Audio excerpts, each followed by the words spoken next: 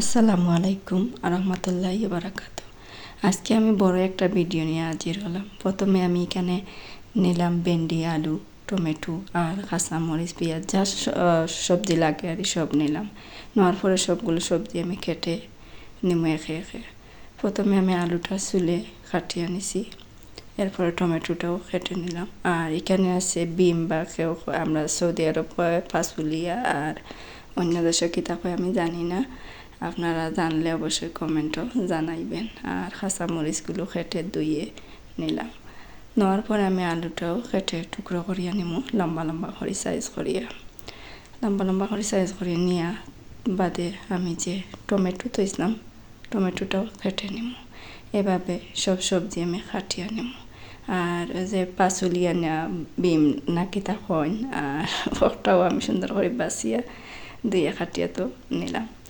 দেখতে যেমন সুন্দর লাগে না, খাইতে খুবই মজা লাগে। আর আমার ভিডিওটা যদি ভালো লাগে তো অবশ্যই সাবস্ক্রাইব করি আমার সাথে থাকুন যেন।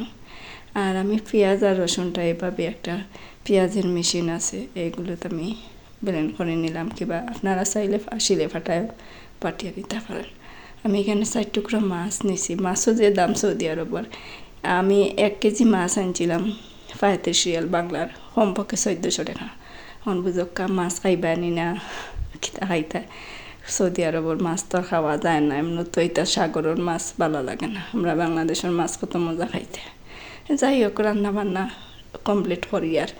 আর পেঁয়াজটা প্রথমে আর রসুন আদা বাটা দিয়ে মশলাটা কষাইয়া নিছি। দিলাম টমেটো সস আর জিরা, বাখর, হলুদের গুঁড়া, মরিচের গুঁড়া, সম্পূর্ণ যা মশলা লাগে সব দিয়ে আমার সবজির তরকারিটা রান্না কিন্তু খাইতে দারুণ হয়েছে। অবশ্যই রান্ধিয়া দেখুন যেন এভাবে আমি যেভাবে রান্ধিছি। আর আপনারা রুচি জেলা দেয় ওলা রান্ধিবে। আমার কাছে কিন্তু খুবই ভালো লাগে মাছ দিয়ে, আর এভাবে টমেটো আলু থাকলে দারুণ খাইতে। আমার রান্না কেমন হলো, খাওয়া শেষ, দুপুরের খাওয়া দাওয়া শুরু করলাম। পাকড়টাও ধুয়ে মুছে নিলাম আর এদিকে খাওয়াত বসে গেলাম।